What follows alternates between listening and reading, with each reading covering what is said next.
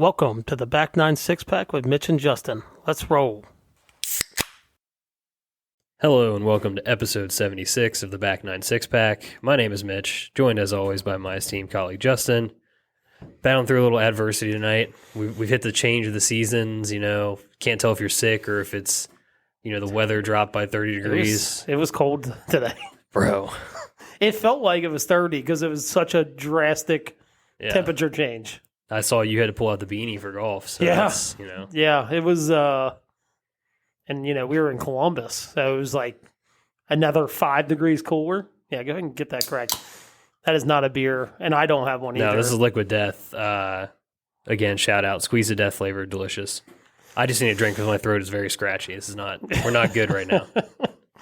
But it was like 3 to 5 degrees cooler. Like, I don't know. I would find it hard to believe it cusped over 50 today, but yeah. Plus, it was like that gray and windy. It was windy. It was. Dude, we got sprinkled on for a hot second. I'm like, this sucks. Felt like almost like a November day, Yeah, that's pretty much what it felt like. But I think our temps are supposed to go back up here soon. So yeah, gradually getting better throughout the week, which is good news. Yeah, good news for us. We'll get to that later. Yeah. Quick shout out off the top to the Guenthers. We had a nice little Saturday. It was a great Saturday. Lovely Saturday. Other than my kids being heathens. Well, and being bad influences on other kids, I had a great time. Yeah. Once they start influencing other children, that's really when things kind of That's what my kids do. That's what they do. That runs in the genes, I think. Yeah. They're just a bad influence all the way around. No, but it was a great time. They got a nice little setup in the back there on the patio. Elite patio setup. You brought apple pie, which was just felt like we were playing with fire. Yeah, but I think we did good. I don't know what happened after I left. I don't know what you guys did after that. It didn't get like super crazy, but I had a couple more apple pies after that. And, yeah. I took an Uber home because my wife took the kids home. So she's like, I'm out of here. I'm not ready to leave yet. So. Yeah, it was, again, shout out Gunther with the brisket was phenomenal. He was worried. Chandler had the full spread out there. You brought some chili. It was like a nice transition. We had smoked meats during the day when the cats were playing. And sun went down. It was chili time. There was a lot of chili consumed after 7:15. Yeah. It started going down pretty good. Once the sun started going down, everybody started hitting up the chili. I did some new stuff with my chili this time. Seems to be a hit. So we're just going to keep it that way. Yeah, you got wild. You used 2 beans. 2 beans. Always 2 beans. I'm a 2-bean guy. Good. What did you do differently? Can't tell you that. Okay. But I can tell you that the beans are always chickpeas or garbanzo beans. Garbanzo beans. Yeah. Yeah. I always just call them chickpeas. That's essentially what they are. Yes. And then kidney beans. Those are the 2 beans. That never strays. Nice. I like it. Chickpeas are good. They might be very underrated in chili. I don't know kidney how beans. Really kidney beans are my favorite beans. Chili bean. Yeah. But that's right there. I've used black, and it just never tastes the same. No, you got to go a specific route if you're going to go with the black bean in chili. Yeah. It's more of a Southwest kind of style. Yeah, or a white chicken chili. Yeah, which is soup. We had that for dinner tonight. It's essentially soup. Yeah, delicious though. It all is. Right. Well, thank you all for listening. Please, while you're here, subscribe, rate, and review the show. Follow us on social media at Back96Pack. We'll get to some fan mail later in the show as well. That's always in the show description. If you want to click that link and send us a text, you are more than welcome to do that. On to our golf. Turkey Open registration. We're filling up. Yeah, and we do have confirmation. They're capping us at 24. Yep. So we've got, we have 18 teams. We've got 6 spots left. So if you want in. Again, like I said in my Facebook post this morning, waiting for the 10-day weather forecast is probably not going to be good enough. Because, I think we've decided that we'll probably take 2 onto the waiting list. I think 2, maybe 4, depending. But we're going to take a waiting list. 4 would be pretty deep, I think. But 2 will probably do. And we can always, it always seems like as soon as the weather thing, the weather comes out, it's I'll get 8 texts. I want to play. And it's we can't appease everybody. So that happened last year. I remember it was going to be like 50. And next thing you know, like everybody wanted to play. And I'm like, and I already got yelled at for adding more teams last year. So yeah, we don't need a repeat of that. Part of the reason we're capped, but also because it lets us do the shotgun, which is going to be a big key for us. So yes, big. If you want to play, please, back96back.com/turkey open. No hyphens. Yep. And if you have questions, text one of us. Yeah, that's if you have our number. Or, you know what, even text in, like, if you don't have our number, just send it in the fan mail if you have a question. Fan mail. Hit us up, DM us on Instagram or Facebook, whatever. Yep. We'll see it. Okay, we got to go back a week, I guess. Congratulations on your course record that lasted for 0 holes, essentially. Well, I think this is being deemed the greatest match at the Elks has ever seen. The greatest match ever played. Ever played at the Elks. Holy crap.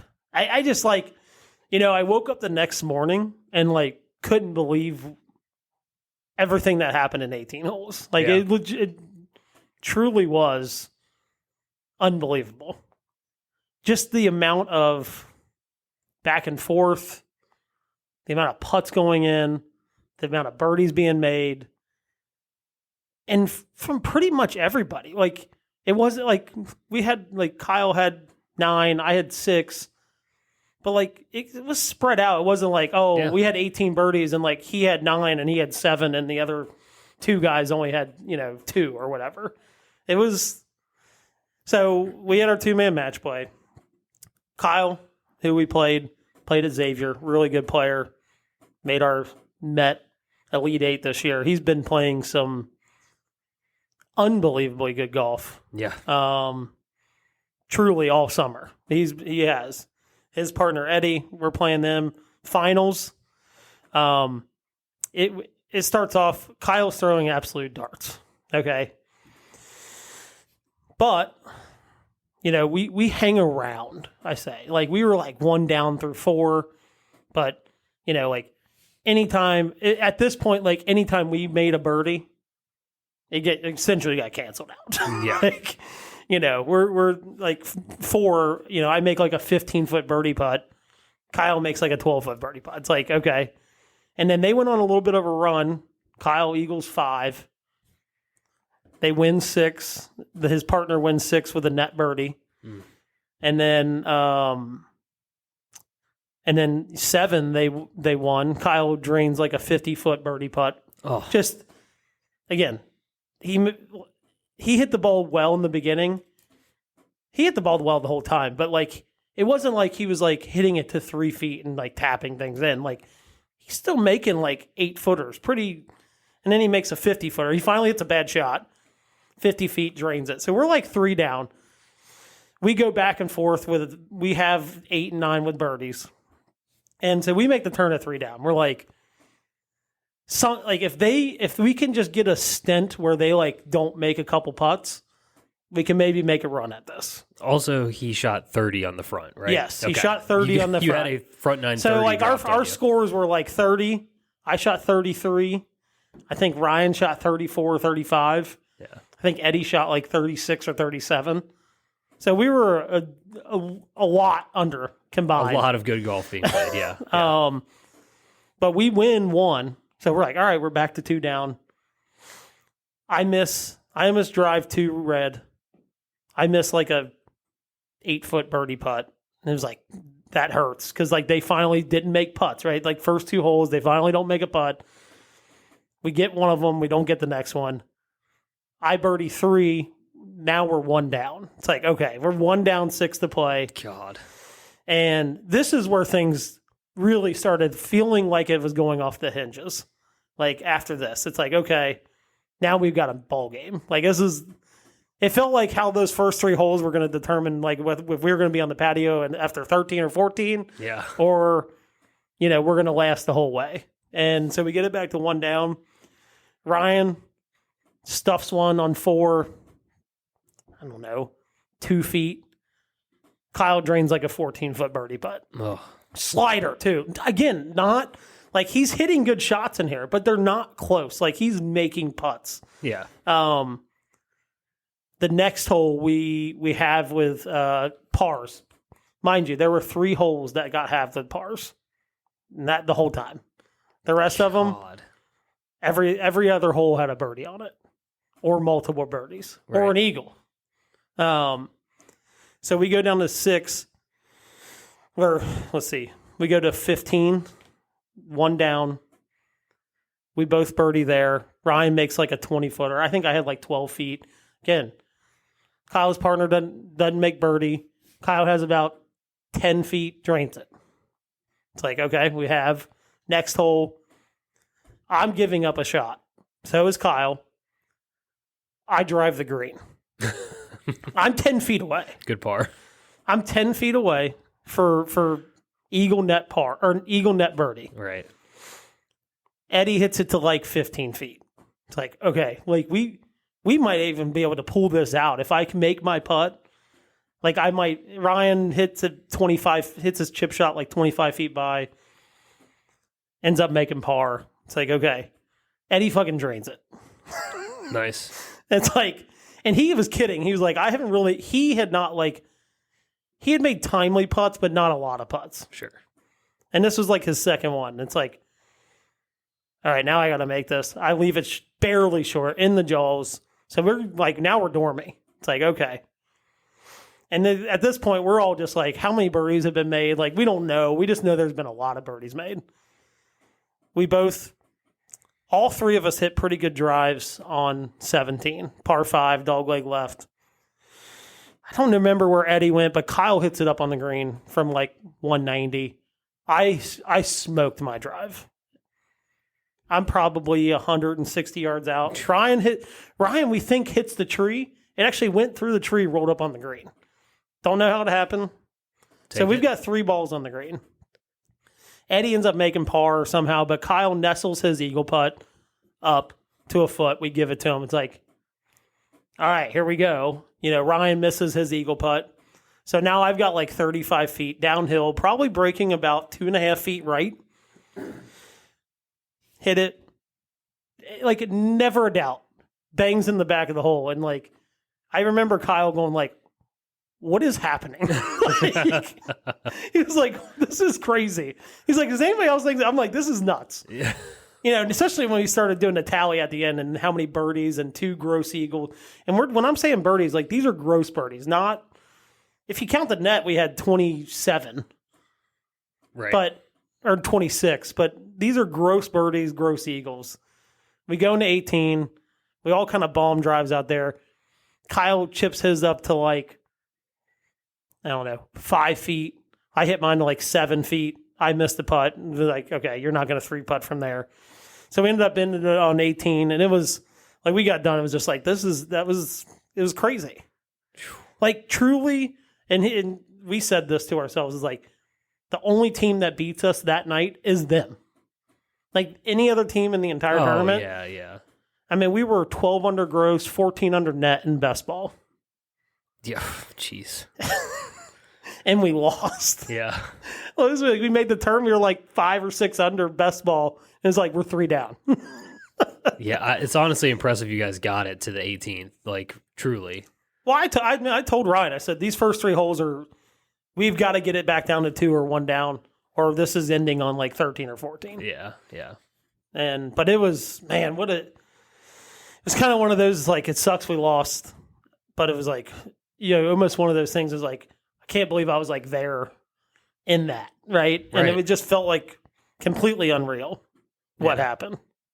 I mean, it does make sense that it could happen because think about it, like the best rounds you play, a lot of times it's like a lot of the people you're playing with are playing well, right? Like there's like the energy and the mojo and the flow. Could tell, like, Kyle, like, and just like everybody's hitting good. There weren't like a lot of bad shots, like maybe a couple, but everybody's shots were, that just keeps you going. Mm-hmm. And it's like, and then especially like, you're like, I have to step up and hit a good shot. Like, I can't even take a shot off, Right. That adds another like layer of, you want to play, you kind of forcing yourself to play good rather than just like letting it happen than, overthinking things. It's like, look, I got to step up here with this club, make a good swing, try to get something on the green, and that, when you make golf that simple, sometimes it does become kind of easy. Yeah. Can. Can be, yeah. But So, yeah, you shoot a 66 and someone drops a 62 on you. 62, and by the way, that was with a bogey. Kyle's 62 included a bogey. It included us giving him a par when he had like 5 feet for birdie on 2. So, yeah, could have been a 60. I'm going to guess that 5-footer he probably makes. He didn't miss many. And it's so funny. He uses a broomstick lab putter. Ah. And one of our fan questions that we'll get to was about a lab putter. And I'm like, this is terrible timing compared to it came in like the next day after all that happened. Yeah.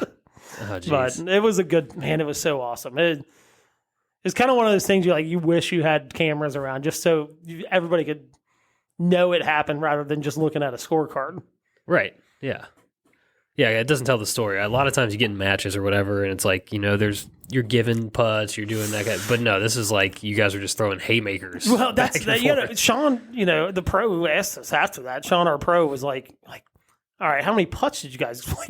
No, dude, everything was hitting the bottom of the hole. Because, again, we weren't hitting everything super. We had a couple super close, but they still got putted out. Like Ryan's 2-footer on 4 red, that got putted out. Like, it was far enough that it's like, we got to see this go in. We already got birdie. You know what I mean? Exactly, yeah. And at that point, we had just gotten it to 1 down.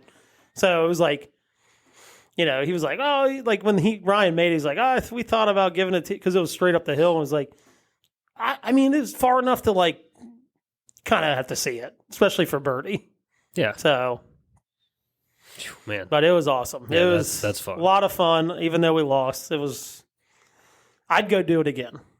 Oh, yeah. Totally I would. Fun. All right. Well, as we're sitting here, I'm looking at a wrestling belt that you brought with you tonight. Yeah. Walked in with that over your shoulder. What was this that you played? It was a scramble? Yeah, so it's for pancreatic cancer. Timmy, Shout out Thicky Fowler. Shout out Thicky Fowler. His company puts on a scramble every year for pancreatic cancer.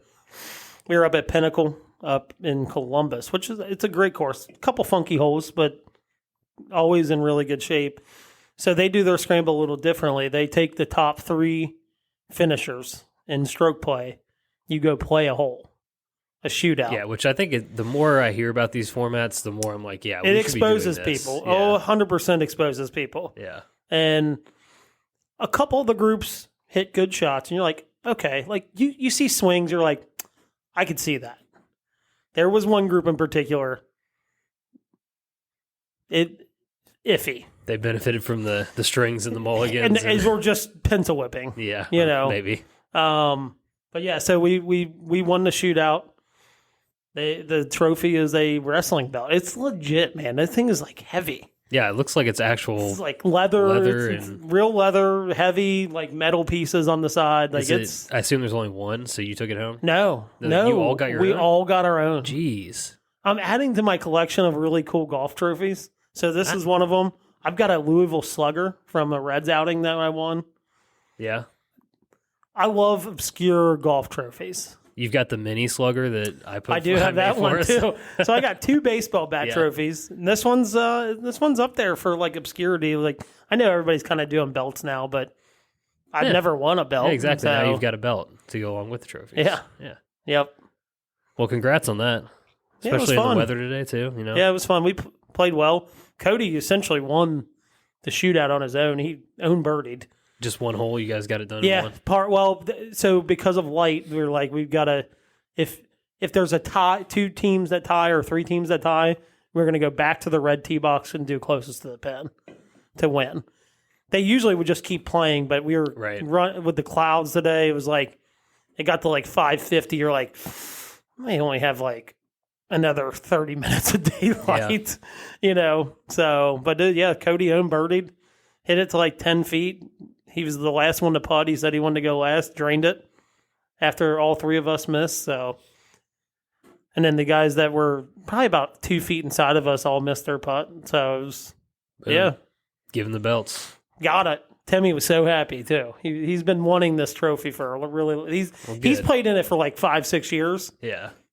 This was my 2nd year playing in it. So, well, I'm glad you guys got that done for Timmy. Then he deserves a belt. He does. He does. All right, last thing on the our golf front. I'm touching my clubs again for the first time in like 2 weeks. Yes. We're playing Sunday's Sunday gonna be morning. fun. Yeah, shout out to Nicky Sticks, booking the tee time. Just playing a local public course. We've all played many times, Glenview. We got, I think, 3 groups, 12 guys going out Gonna there. be good. A mix of like, people we golf with, fantasy league people, whatever, friends from college, and we're going to go after that, take in the football somewhere, TBD. Probably Hooters. Yeah. Jesus. Look, I'm not going to lie to you. I'm pushing back on the Hooters thing. I'm the holdup on that. I know, you're more of a Twin Peaks guy. It's No, oh my God. Yeah. No, so I don't know. We're figuring that part out, but it'll be good to get out there with everybody. It's always fun. I don't know, like, especially because we belong to a club. Look, I love Get people off we the play with, but reservation. yeah, get off the home track, get out with a different crowd, Yeah. people you like to hang out with. Doesn't matter the golf side of it, so it'll be fun. Definitely checked off my goal of playing. I think I've made it 4 non-Elks courses. Look, I don't play that much. It's a conservative goal, but I think we smashed it. And we're like 5 or 6 now with adding Glenview to the Awesome. list. Yeah. Perfect. So that'll be good. All right. You had a good idea. Shocking. I know. Look, first and foremost, we are a golf program. Felt like we haven't been talking much golf lately. So yeah, there's just not a lot of golf once going we get on. into this time of season, like, that we don't follow the tour as much as we do once we turn the calendar into January and things really kick off. But you have the idea of just like, hey, every week we'll come in with something. What's the best thing you saw in golf for the week? Could be professional golf, college golf, just the golf that we play, whatever. But I like it, especially good because I feel like the last couple of years, I feel like we've talked a lot of like negative stuff with golf. So it's good to have like some feel good brought back into the arena here. It does. Do you want me to go first? Or do you want to go first? Yeah, go ahead. All right. So I didn't see much, but I did see this. So this is what I'm going with. Did you see the National PGA Junior League stuff going on? Yes, I knew that the Nationals are going on right now. Yeah. So there was a kid, 12-year-old named Emery Johnson. He made a slam dunk ace in front of Tony Finau. Yeah, because he's on Tony's son's team. Yeah. So correct? Tony's son's team is in there with him, playing with him. And the kid makes it and like doesn't realize it goes in or whatever. And he's like half the size of Finau's kid. And Finau's kid just like picks him up and they're like all celebrating and he's freaking out. But it was like really cool. It was a tremendous shot. He had the full, like how sick to have like your hole-in-one is like on Golf Channel with the shot tracer and there's a professional golfer there to witness you do it. It's freaking awesome. Like that, he's got that for his whole life now. Yeah, and the PGA Junior League deserves it all because it truly is an incredible program. Yeah, you're involved with that with your daughters. So yeah, it's an incredible program, and frankly, I always say this to people when they're like, "Hey, what's the PGA Junior League like?" I'm like, I'm mad as a junior golfer. I've been golfing since I was 6-7 years old. That this was not around when I was a kid. Like It makes me sad that it wasn't around. So they deserve all the hype, and I was like, this is a good thing. It's going to get. I think everybody knows what the PGA Junior League is at this point, but to have it out there and kind of in front of people, especially with a professional golfer, well-known professional golfer, kind of being part of what just happened, I'm hoping that leads to, more participation. Steph Curry's one of their like ambassadors. Yep. I can't remember who else. There's a couple other names out there, but he's one of the big ones. Obviously, with his golf addiction, he's involved in that. So yeah, it was awesome. It was a cool moment. No, his son picking him up was hilarious. Yeah, it was so good. So because they're like the same age or close to the same age. He's and just it's a like, unit compared to this little kid. So shout out to Emery Johnson. That was awesome. Yeah. Yep. Mine's a little different, and only because I thought it was just, well, first off, what does matter in these fall events for the PGA Tour is guys that are like really, really at this point trying to get into that top 125. Yeah. Cuts are a big part of that, like making these cuts on these. I don't know how many more events they have, maybe a couple in the fall swing. I'm not sure, to be honest, yeah. I think the last one is like the one that's out in Napa, I think, and that's coming up soon, I believe. I always think it's around Halloween time. But anyway, so Wesley Bryant, obviously well-known YouTube golfer, also plays professionally. he's kind of one of those guys that's trying to maybe, like, you have a couple good weeks, get into that top 125. He has his round on Friday gets suspended for light. Yep. He goes back out. He's got like a 20-footer for eagle on the last hole to make the cut. Buries it. Then tosses his hat up in the air. And like that's truly like how much some of these cuts could mean the difference between these guys getting inside the 125 or being outside of it. Oh yeah. So yeah, I thought that was a really cool moment. Yeah, I saw the video clips of him like going out early and practicing. He's just like repeatedly hitting like that same putt on the practice green as many times as he could. So it was cool to see him go make it after doing that. Yeah, but with how much we talk about like, oh, this guy made X amount of money winning this tournament. It's cool to see moments like that probably matter more in the grand scheme of like for the love of golf than so and so winning. A $10 million bonus because they're in the Comcast top 10. You know what I mean? Like, right. It truly to me as a golf fan means more when you see something cool like that happen. Yeah. And his reaction too, just like tossing his hat up in the air, it was really cool. Yeah. Shout out to Wes on that one. That was pretty sweet. All right. Time into getting the NFL portion of the program here. I'll run down. We'll always start with the team updates. Kind of a weird week. Some teams on bye, things like that, things of that nature. You've made up a little ground. We had a good week other than my Jaguars. Yeah, your Jaguars are truly down the baddest. That's looking like Doug Peterson might be swimming home. I was going to say, is Doug Peterson going to be the first coach fired? But we already had one fired this season. So shout out Aaron Rodgers. Yeah. They should have just made him the coach. Basically, allegedly. Yeah. He allegedly got him fired. You are 17-17. I am 23-11. You had some nice wins from the Ravens. I think the Niners kind of dominated the Seahawks Thursday night. The Eagles still kind of not looking 100% there. Sirianni was doing some questionable stuff. He's shaving his head. That's what people do, stuff like that when they realize they're on the chopping block. Yeah, he seems like he's getting a little desperate. But we'll see. This is their first week healthy since week 1. We'll see what they can do moving forward. Your Packers starting to kind of hit their stride.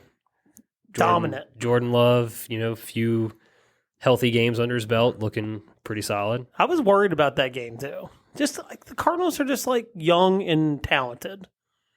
I don't understand the Cardinals. And that's where it's like you're going to have games where they go out and you're like, holy crap, like where was this team the whole season, after starting out 2-4 or whatever. And then like they're going to have other games where like this, where it's like, there it is. Like, you know what I mean? It's like that's a young team struggling on the road. You know what I mean? So yeah, I was a little worried about it, but they kind of Packers came out swinging. And just dominated. Yeah, it didn't really stop swinging either. Okay, you're getting a little bit of some injury trouble in the wide receiving core, but we'll, hopefully you work your way through that. Yeah. Dolphins run by, so you didn't have to deal with any of that. Hopefully they're getting healthier for you. And then we already talked about the Jags, 1-5. They should be disbanded. Yeah, man, that's just tough. I don't know. I think it's just one of those situations where I think they have a lot of talent. They just got off to a bad start, and I don't think they have enough talent. Like, the Bengals have enough talent on the offensive side of the ball. Like, they can come back from a bad start. The Jags aren't that. They would have had to get off to, like, just a 500 start. I think they'd be fine. Being this far in the hole or 1-4 going into this week, it's a snowball that's quickly running down the hill. Yeah, I don't know. It just kind of seems like they seem like a team that's, like, the league has passed them by. Like, yeah. Like maybe Peterson's just not it anymore kind of thing. Michael Floor. That's one of his lane. Yeah. I'm trying to get him a head coaching job somewhere. You're pushing. You're going to get him a job somewhere. All right, flipping over to me, 23-11. Chiefs run by, still undefeated. Bengals win. We can talk a little bit more about that. The Lions just... Look, I've got the Lions and Cowboys, so I was getting a W either way there, but man. They stink. They kind of stink. I don't know how Mike McCarthy has a job anymore. There's like 3 or 4 guys that I'm like, man, a couple more bad weeks, this could be finito. Yeah, going back to the playoff loss. Now I think they've lost and they just 3 or 4 straight at home now. What is that about? Like, they just get trounced at home. They actually don't play bad on the road. Like, it's weird. You were last year or the year before that or whatever. They were like undefeated at home. Yeah. So I don't get it. It doesn't make much sense. Yeah. I mean, I just don't. Maybe they just don't have the depth anymore that they did. I don't know. I'm not sure with them. Texans looking good again. Granted, they played the Patriots, but they're 5-1. Falcons continue. They got off to a rocky start against the Panthers, but then they kind of righted the ship and ran away with that one. And then obviously we talked about the Cowboys getting beat. So still holding strong. I feel pretty good about everything going on here. You don't have like a throwaway team yet. Yeah, the Jags might be a total throwaway for you. I don't have if the Cowboys really go south or if the Bengals like kind of mail it in at some point, I could be in trouble. I think those are I think it'll be more the Cowboys of like maybe trading a couple pieces away. Yeah. Like, hey, we're going to move in a different direction. Maybe part of that firing their coach. Like, then you're going to have an interim coach. Like, that could go south pretty quickly. It's going to be interesting to see how many. That's really what's going to decide this. I think our top teams are going to find ways to get 10, 11 wins. Yeah. It's what the bottom half is going to do. Yeah. If you have 2 throwaway teams and I only have 1, that could be the deciding factor. Yeah, I'm a little worried for you with the Jags and the Dolphins right now. Look like they could be the 2. Yeah, the Dolphins don't look great. Yeah. And Mike McDaniel said today that he expects Tua back, but they don't have a firm timeline. Who knows? Apparently he's been cleared by medical professionals already, but we'll see where that goes. His 9th concussion. So yeah. So I mean, look, the Packers. The problem is the division, right? Everybody's at least 4-2, right? Bears are in last at 4-2. The Packers Bears are tied at 4-2, which is dead last in the division. And then you have you have the Lions that are at 4-1 because they've already done their bye week. Losing Aiden Hutchinson is big.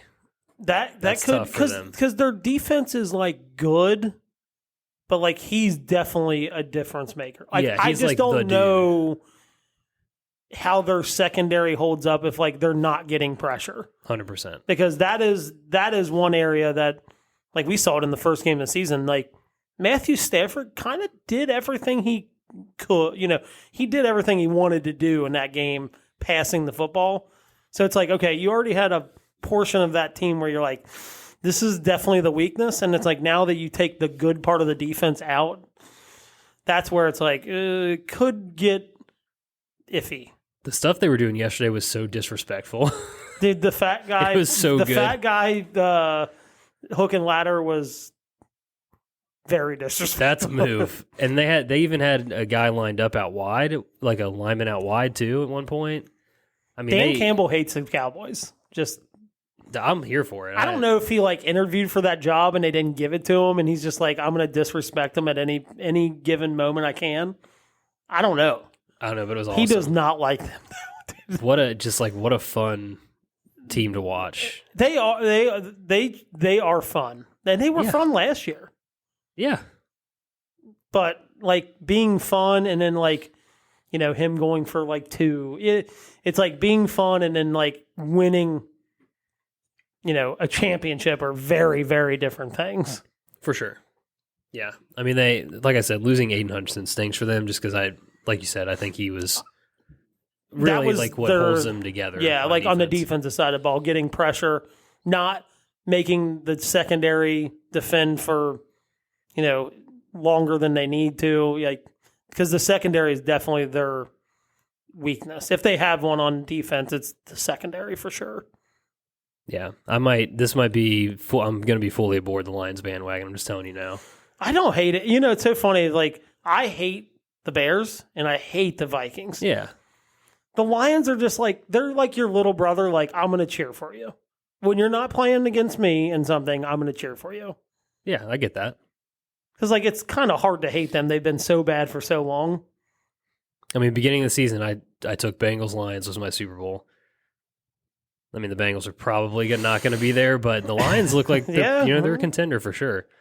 At this point, with any team that's super talented, it's like how healthy can you stay for how long? And And then when you're not healthy, how do you scratch out wins when you're not healthy? Right. I mean, that's really what the NFL comes down to. Yeah. I think after seeing these teams enough now, I'm expecting the Vikings to come back to earth.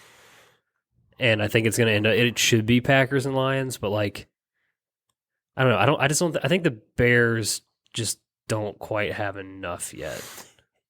Their schedule that they've played is not That's been what I mean. exactly like when you looked at their schedule before the season, you're like, first 5 games, you're like, there's not a lot of hard games in there. And then you're like, you look at their 6th one, you're like, oh, they got the Jaguars. Now, that could be kind of difficult. Like, they might be able to get off to a good start, but like that's the game that's going to kind of derail them a little bit. Well, they stink. So it's like their first 6 games are like, you beat the Titans, they beat the Titans without scoring an offensive touchdown. Yeah, they had some fluky stuff. You know what I on. mean? Like, it's like, and then you beat the Jaguars, who seem to be probably like very bottom of the barrel team. I don't know who else they beat, but their schedule has not been that hard. I think Colts? they beat Did they play the whole AFC South already? They lost to the Texans. I know that. They lost to the Texans.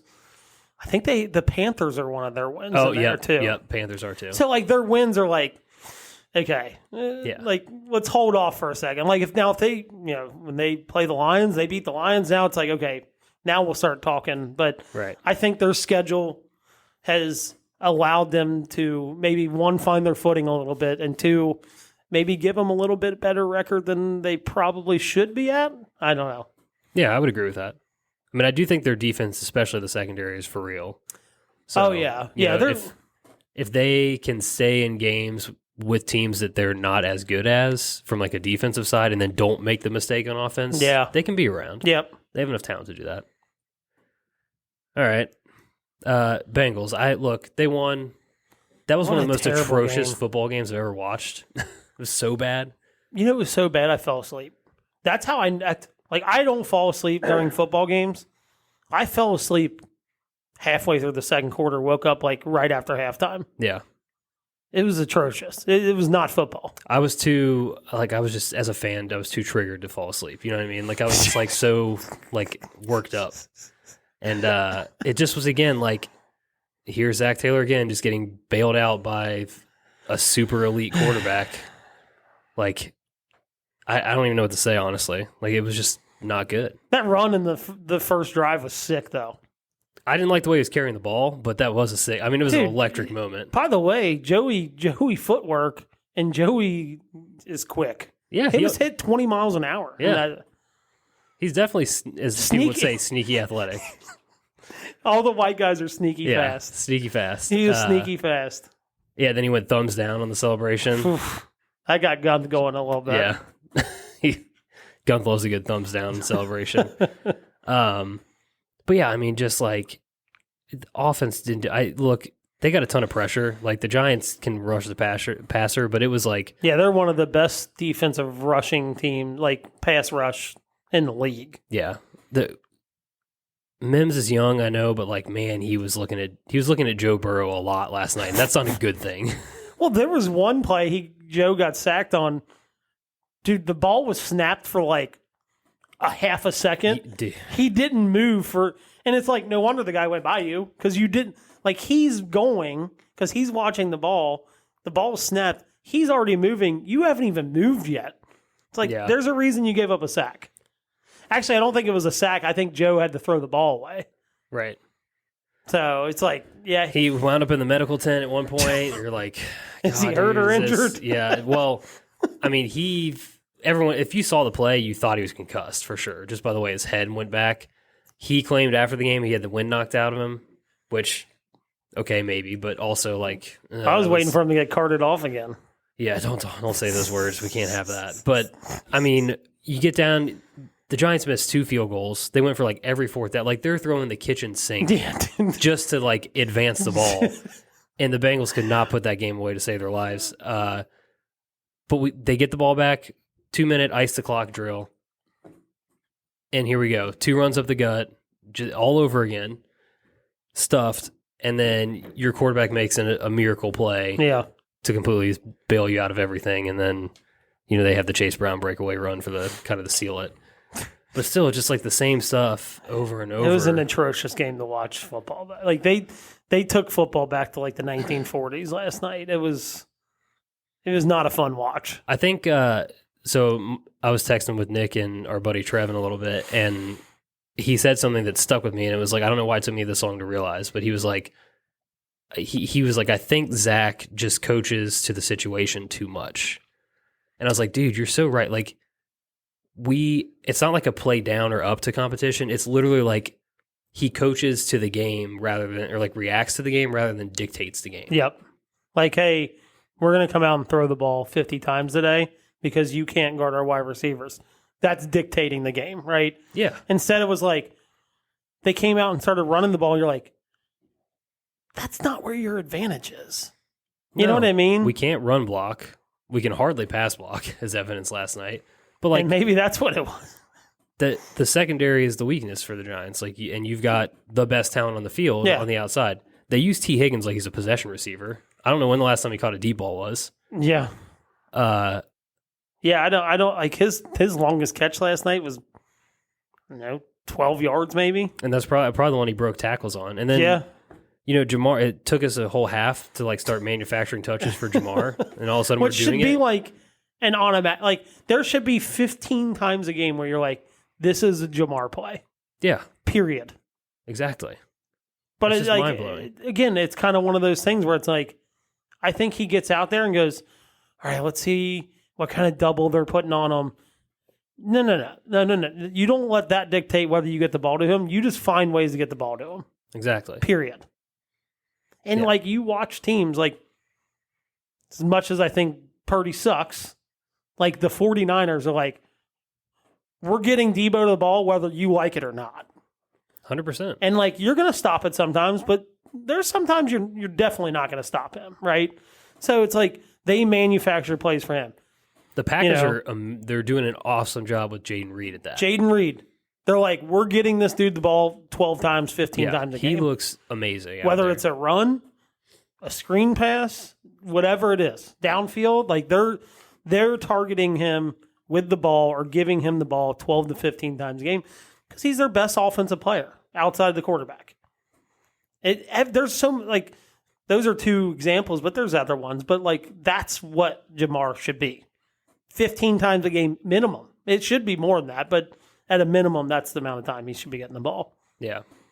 And then, the defense, like, quote unquote, looked better. I know getting the defensive line healthy is good. BJ Hill had a great game.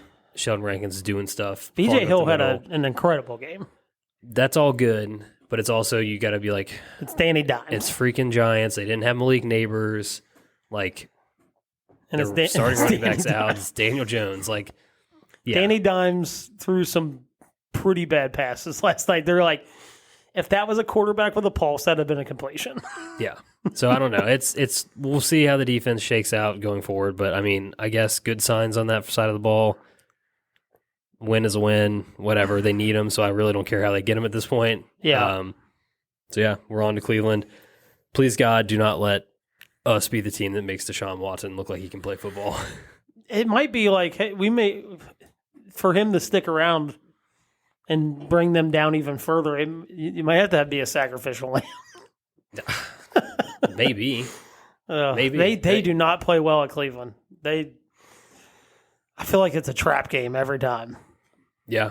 And of course, I think there's, the word is Nick Chubb will be back, so I'm sure perfect. Somehow that'll work out. So Deshaun Watson's going to throw for 80 yards and they might still find a win the game.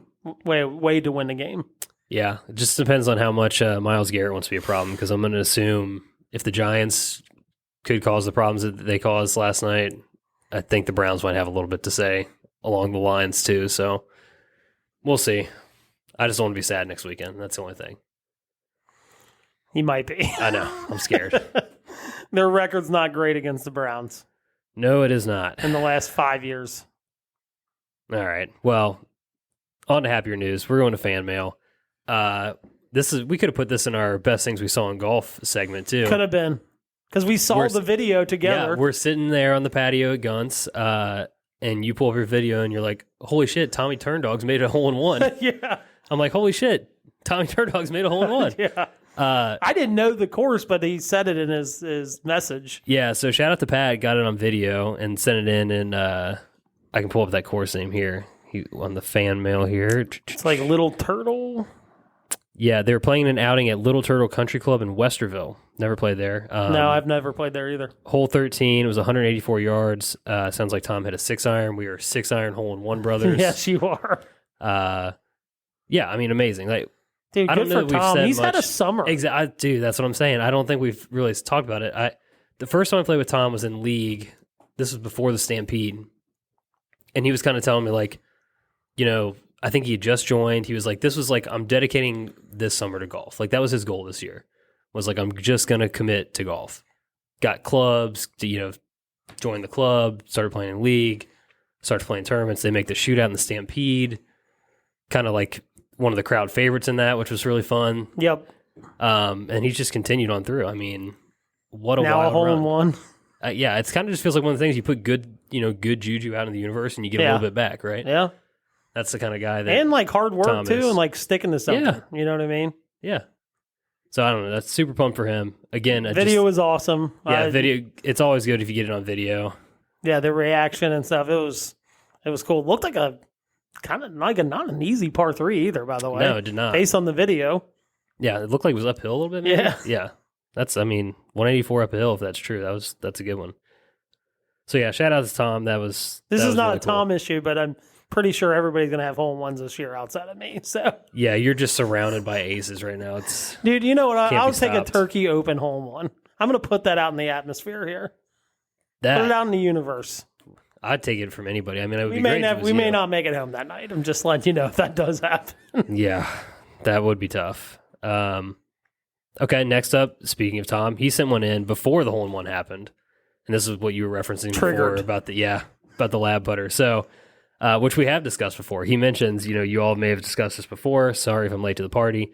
What's your take on lab putters? I may or may not have one on order. So I'm going to assume he does have one on order. Which, by the way, he said I had to spend those pro shop credits on something. So I don't personally like the look of them or the feel of them. I think I was pretty harsh on him last year, kind of around that Lucas Glover win stretch. The people that putt well with them swear by them. But, like, I swear by my Phantom, right? Like, I love my Phantom. I putt well with it most of the time. But it's kind of got a cult following. Like, Yeah. I don't know. I don't like the look or feel of them. I think the ball kind of comes off dead. But, Kyle used one on us in our match. And I told him, I said, if Lab was out there, they could have put a whole infomercial together on the putts that he made on the front nine. But yeah, I hate, they're ugly. They're definitely ugly. They're not a good looking putter. I think I would classify this in the thing. It's like, not for me, but I'm glad it's for somebody. It's like, I think I'm at the point of golf where it's like, if it helps you, if it's going to improve your game, who cares? It's kind of, right? it almost has like that 10 cup psychology to it, when he's hitting the shanks on the driving range and he's like, what do I do? He's like, turn your head around backwards. It's like, put all your change in your put your left in your pocket. left pocket. Put a T behind your ear. It's like, I look like an idiot. It's like, it's kind of one of those things. It's like, maybe you're just like, wow, this thing's so ugly. Like, you kind of force yourself to not think about anything else other than just hitting putts. Like, I don't know. Yeah. No, I mean, it seems to work for a lot of people or else they wouldn't be in existence. So everybody that has one and putts well with one, like, they seem to just rave about them. So I don't know. All right. But you do you. That's what I'd say. Yeah. Not for me, but if you want to, go for it. All right. Last fan mail actually comes from my wife. The topic, she's qualified to speak on this topic. She's a teacher. My Patio Beers question last week about the folder colors. Yeah. She might have like the answer. She thinks she has the answer. Oh, can't wait to hear this. Obviously, science is green. Language arts yellow. Her and I are similar in that front. Math is red. I was also on that board. She has social studies with blue. I think that's the debatable one. I just said red because it's like, United States of America, social studies. I don't know. That was my line of thinking. But so her and I have 3 of the 4 are the same. And then her difference with social studies was blue and mine was orange, which as I said before, I would like to reorder mine on the second go round, but I could understand what I blue said for, first. did she say blue for social studies? Yeah. It's American, kind of. Yeah, I think if I had to, if I really was It's gonna red or redo blue. it, Like, yes. it's not any other color to me. I think I would go blue with math and red with social studies would be Yeah. my final answer. But my first answer was what But it she was, spends so. all day in school, so maybe Yeah. there is a true color code to it. She also claims anything else is wrong, so she's got to Okay, take. well, that's She's it gotta wouldn't take be it. a She's wife sticking to unless it was unless we were wrong. So Yeah, there you go. Oh man. All right. Well, with that, I believe it is time. We're heading back to the patio. I think I went first last week. yeah, you did. Are you got yours locked and yeah. loaded? Oh Okay. yeah. All right. So I saw a video, and we were kind of talking when we were throwing ideas out there today. This is a little different, but same. So like work email talk, like certain Yeah. phrases. hmm What's the favorite one that you like to use? And what's the one that if you get, you hate? It might be the same answer. It could be. Mine, when I first thought about it, I'm like, it's the same answer, but mine's not. No. I hate getting a per my last email, but it's fucking fun to send a per my last email. Yeah. So that's kind of like, you don't want to be the recipient, but you do want to be the sender of the per my last email. Yeah. That's probably the top of the list for me. Yeah, some people don't like circle back. Whatever, what else are you going to say? Yeah. So I love sending per my last email. I do it a lot. There's a lot of moving parts in the mortgage process. So Right. like, emails do get lost in translation, not lost in translation, but just lost in the thick of things. Yeah, But it's always fun when you're like, I know I emailed about this. exactly. And then what the real key is you take that email that you sent that in, put it in the reply plus per my last email. That's really like the per my last It's a email double is like, whammy. hey dumbass, here it is. That's like a double dumbass. Like you're an idiot kind of thing. Yeah. Circle back is my least favorite one to get. And to me, circling back to me means like a couple hours from now. There's times where it's like 4 days later. And that's when I'm like, that's why I hate getting it. I'm like, circle back, like when? Like if you're going to say that, I need to know, let me circle back with you in a couple hours. Or let me circle. But if I just get gotcha. circle back, that's a way of them just pushing it off until like you get that on a Thursday. You're like, I ain't going to hear anything till Monday or Tuesday next week. Yeah, that's a good point. That's definitely a good point. Especially depending on how like urgent it is. You know what I mean? That I hate getting that one drives me insane. Especially one circle back with no timeline attached to it. Drives me insane. Yeah, I can appreciate that. Drives me freaking insane. I don't know. It's just trying to think of more. I asked this question today to somebody. They said, table this conversation. We're going to table it. Yeah, that's a tough one. Which to me seems like something more that would happen in like an in-person meeting. But they said they'd get that a lot in emails. Yeah. Like if you're going Which is back a problem. and forth. Like, I mean, conversations shouldn't really be happening in email anyway. That's a wild, yeah, first off. I mean, I've worked in a couple organizations that were very email heavy, and there's nothing more maddening. Well, and I'm assuming you probably had Outlook. Oh yeah, Outlook specifically on phone. horrible. When there is a conversation going on in an email chain, good luck, bro. It's like Yeah, it's trying exactly. to it's like trying to read hieroglyph. God, I can't talk tonight, dude. Hieroglyphics. Yeah, it's seriously like trying to read another language. It's impossible to follow along. Some of the replies are like that were a long time ago or like ahead of the one that just happened. It's madness. It is absolute madness. There's times like if I'm away from my computer and there's an email chain going and I need to be involved in it, someone needs to call me. Yeah. So, like, just call me. Like, I can't do this. Yeah, but I never heard table the conversation in an email, but I guess there's always a first. I don't know. There isn't this is not like a thing you say, but something that people do that really, this is the top of the list for me. When they like copy like your boss or, yeah, it's like the trying to like get you move. You know? It's so funny. I as a manager, I get that a lot. Like someone in the office, in my office will be like, like they'll say something to somebody and then like the next reply is with me on it. Now, everybody that I work with understands, like, unless it's something like really bad, which has never happened, by the way. Right. But like, they're like, they'll call me as soon as it happens. Like, unless you cuss somebody out, then we're going to have a problem. But it's never that. It's like, almost like you have to get this person under control kind of thing. Like, or you need to talk to this person or whatever. I do hate that. And the reply all to CC'd emails, like, especially when it's like directed at one person. Yeah. What are we doing? Like, have some email etiquette. Stop filling people's inboxes up. Another somewhat close to that too is like when someone puts everybody in the to line, like the email is like for like one, maybe two people. Yeah. If you need those other people on there, they go to the CC. Yeah. Because when you're in the to line, then you kind of feel like, I need to reply or like. Or if they put you in the CC and they're like, oh, well, we haven't heard from you, Justin. I was in the CC. I didn't know I needed to reply. Exactly. Like, so there's that element to it. That's annoying. Another one that's really pisses me off.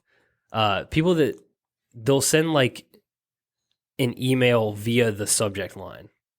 Like there's no body copy, just the subject line is like what they're sending you. That pisses me off. We had a run during COVID that because like a lot of people were like at home, whatever, maybe not on bigger screens or you chalk it up to whatever you want. It's still bad. But like we used to have this email that went to the whole company. And like someone would try to type it out and they might be trying to send it to like another smaller group, but they accidentally put that one in there. Every once in a while you get someone send an email.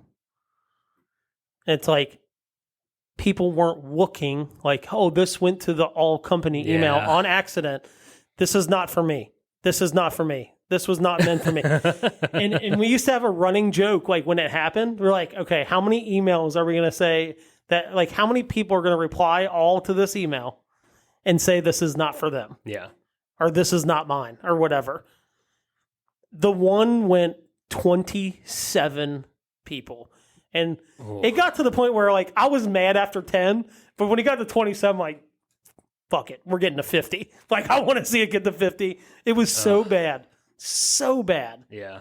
But that's pretty bad too. You got to reply all. Like it's a big difference. Yeah. This became an email etiquette question. It did. If you want to go back to just like pure like corporate jargon stuff, level set, that's an annoying one. What is that? We're just going to level set the conversation. All right. That seems so passive aggressive. Exactly. Oh, I hate that. It's more like we're going to disregard everything that was just said and we're just going to start over. That's kind of the. Please advise. Please advise kind of that sucks. Always seems passive. Like to me, like if you want me to say something, like hey, let me know. Yeah. Like that seems like way more friendly than please advise. Period. Right. That's angry. To me, that comes off angry. Yeah, you can't. That's the thing too. A lot of this gets lost in translation too. So yeah, or like, let me know what you want me to do. Like that seems like so much better than please advise. Please advise. Please advise. Please advise. Man, there's so many more. I'm just not thinking of them right now. No, but it's there's some bad ones out there. Yeah, this is a good one. The rest of you listening, please send us some fan mail. Yeah, I know we're forgetting some. Yeah, but with your corporate jargon that you hate or love, I guess. But yeah. My question, I know you've got a good answer for this one. What is the dumbest way you've injured yourself? Oh, God. Might have too many. Recency bias would say falling over a fence. trying to jump a fence at 34 years old. Honestly, I already forgot about that one. We might hold on. Do I need to start a list here? Yeah. Let me get this pen out. That's recency bias, though. The most embarrassing, I think we're going to tell this story. I think you finally heard it for the first time, like not that long ago. But the Splinter story. Oh, yeah, the Splinter story. I forgot about this. Yeah. I'm thinking of a different one, but go ahead. So maybe I'll get to that. I'll get to that one. Maybe I think I know which one you're talking about. But this one, so I was like 7 years old. Huge neighborhood yard sale in my parents' neighborhood, and parents are out there selling in the driveway. We're in our backyard playing on the playset. Now at this point, my parents bought this playset when I was like 2. My brother was probably 7. Yeah, we're 6, 7, maybe 8 years into this at this point. I think I was older than 7. I think I was like 8 or 9. So this like wood's starting to splinter a little bit. You know, it's got some wear and tear. Yeah. Okay, we're all up there playing, and like the flat landing, you know, that most play sets have, they're all sitting up there. So like I climb up, and I'm standing, and like everybody's sitting down. So I'm like, I go to sit down. I run, like, instead of, like, sitting down, like, I ran my back and my butt along the wood on the side. Yeah. And, like, you heard a crack, and a piece of wood split off, and I got a splinter in the top of my left butt cheek. Being 9 years old. I think, I was 9. I remember. This was, like, 98 or 99. I think it was 99. And it was, like, and I knew I got stabbed by something. I'm like, oh my gosh, you know, like I start crying. And, you know, my brother's like, Justin, turn around, like turn around. You know, pull my pants down a little bit. And he's like, oh my gosh. He's like, you have a splinter in your butt. So I like immediately go down the steps. I now like, because I'm running, like my pants are down by my ankles. Yeah. Mind you, there's a neighborhood yard sale going on. And there was like a bus of like special need adults. They were like they took them, like that was part of their program. Like they were going yard sailing. They're all in my parents' driveway. I run out there, pants to my ankles, yelling for my mom that I had a splinter in my butt. And so I ended up having to, like, my mom had to take me in, like, immediately. Like, it was, like, a 3-hour procedure, like, in the doctor's office for them to, like, cut me open and get the splinter out. It ended up, like, 2 inches deep in my left butt cheek. Oh, my God. That's horrifying, honestly. And I still have the scar. 34 years old. This happened 25 years ago. I still have the scar. Jeez. It's such a dumb way to get hurt. Yeah. Actually, you know what's funny? I don't know if this is the one you're talking about, but the shirt kind of rang a bell for me. So we're moving to our house that we're in now. This is what I'm talking about. For some reason our movers put like all of our pint. Well, I know why they did it. Our bar is down there, but they put all of our pint glasses and stuff that needed to be washed. Like they're in a box. They were in a storage unit for a little bit. Like they need to be washed. So like I'm moving them upstairs to put them in the dishwasher. I've got a lot of pint glasses. I take 2 or 3 loads up. I'm on my last one, but there's like 6 or 7 cups. I'm like, fuck it. We're going to stack these bad boys. Walking up the stairs. My basement stairs have like a slight turn in them. Yeah. Not a big one, a slight one. The middle step is like just a little longer than the rest of them. Yep. And I had socks on, and I kind of got on the edge of the one step, slip, glasses are going up in the air. And I'm like, for whatever reason, I don't know. I try to like catch the first couple. They all start falling down. I didn't have to like break my fall. And I broke my fall on a pint glass, breaks, glass goes into my arm. Mind you, I'm home alone. My family's gone. They're in Texas. Yeah. I'm doing all this on my own. I have no shirt on. Like in the summer, dude, I hardly wear a shirt at home. Like I'm walking around, no shirt on. Instinct, pull the glass out. Nice. Yeah, rip it out of the arm. Bad mistake. Huge mistake. Just so you know, the paramedics were like, if you ever have something impaling you, don't pull it out. Yeah, leave it in there. Thankfully, it didn't cost me this time, but so I pulled out, and I mean, immediately, this thing's gushing. I mean, it almost went all the way through my arm. Yeah. God, Somehow it misses all bones and tendons. No idea how that happened. And so I'm like on the kitchen floor, laying on my back. At this point, there's a pool of blood, like a legit pool of blood. I called 911. They're like, do you have a tourniquet? I don't carry a tourniquet with me. Sure. At home. It's one of those things. Maybe I'm not prepared. You got to keep that thing strapped now. So like they're like, well, like take your shirt off and tie it around your arm. Can't do that either. I ain't got no shirt on. So they're like, well, just put a lot of pressure on it. Don't move. Like go unlock the door, but once you unlock the door, go sit down. Do not do a lot of movement. Your blood's gonna start pumping more. Right. So I'm like putting a ton of pressure. She's on the phone with me. Paramedics get there. They come in. I'm sitting at my kitchen table with no shirt on, blood just all over. They're like, hey, like looks like it's not bleeding as hard, so you didn't hit an artery, like, but we're still gonna take you in. And the cop comes. They're like, oh yeah, glass, huh? Like went through your arm, huh? Oh yeah, like I'm making up this story. Guy walks around the corner, cop walks around the corner, he's like, no, that's what looks like happened here. God. So I don't have a shirt on, and the paramedic's like, hey, like let me go grab you a shirt. Like, where's your room at? I said, go up the stairs all the way at the end of the hallway. Oh my God. I said, our closet's in the bathroom. He's rummaging around, comes down, he's like, I got an awesome shirt for you. He's like, that you're going to go in the hospital with. He brings down the shirt that I have on tonight. Yeah. Van Halen tour. I think this is from 2000. I think this is our tour in like 2013 or 14, maybe. I think it says 12. Yeah. Or 12, yeah. So I wore this shirt. And of course, I sent a selfie to my wife, and I'm like, hey, she was like, why do you have that shirt? I'm like, the paramedics picked it out for me. So fantastic. Yeah, and then I fell over the fence. We won't bring that. That's recency bias. Yeah, that. Maybe the worst part of that story for you was that was your first year at the Elks, so you missed your first Stampede. Yeah. I was supposed to play with Derek, who won this year. I was supposed to play with Derek. Got hurt. That was on a Monday, the Monday before. Yeah. And I still had stitches. The biggest thing, the doctor's like, I could grip a club and everything, but he was like, like if you hit the ground, he's like, it might tear the stitches out. He's like, probably wouldn't play. So I ended up not playing, but I ended up watching a lot of it. But yeah, missed my first Stampede because of that.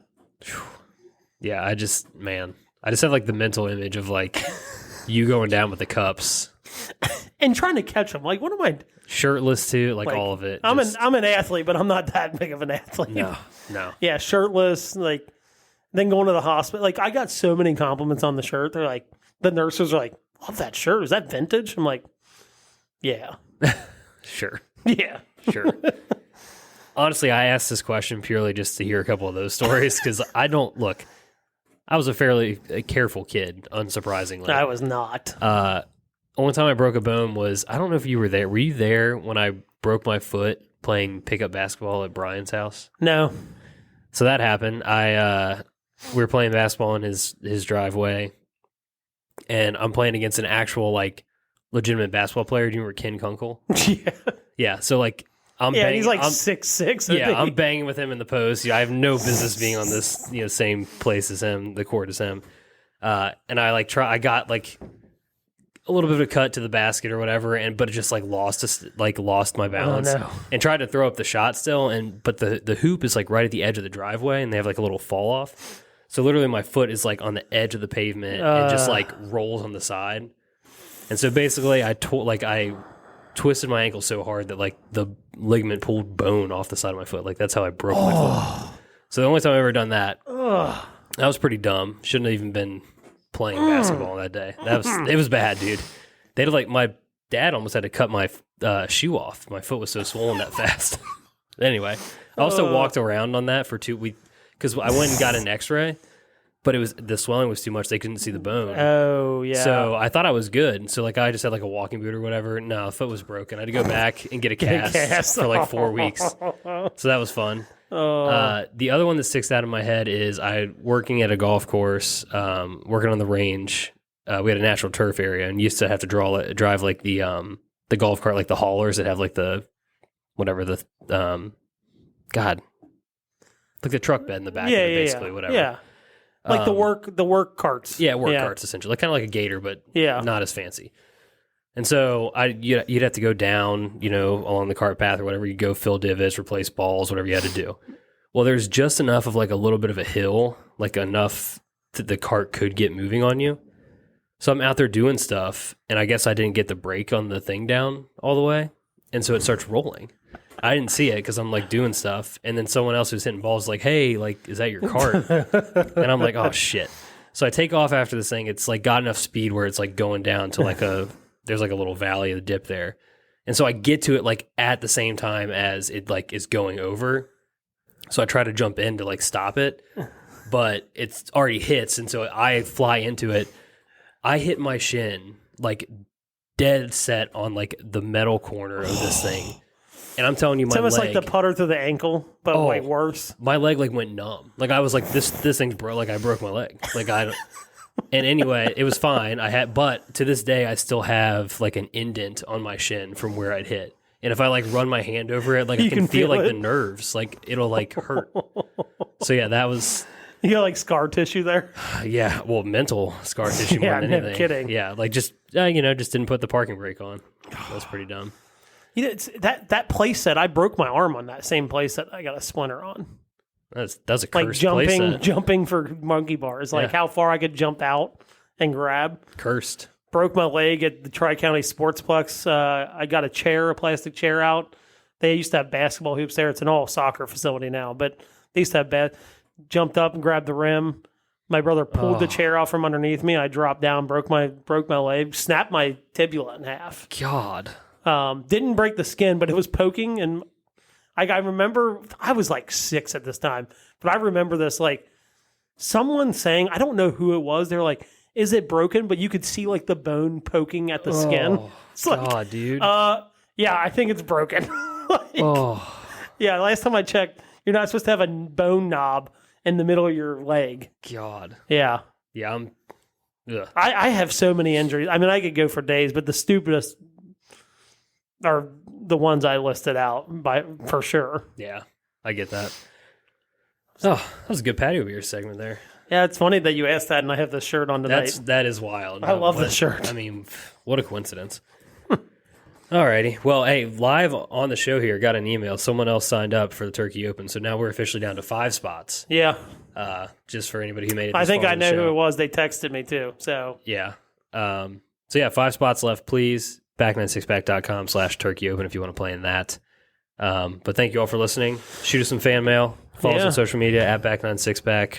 Subscribe, rate, and review. You know all the stuff I always say. So, but till next time, cheers. See ya. Thank you for listening to another episode of the Back 9 Six Pack. Be sure to follow us on Instagram and Twitter at Back 9 Six Pack for all your content needs. We'll see you guys next week. Cheers.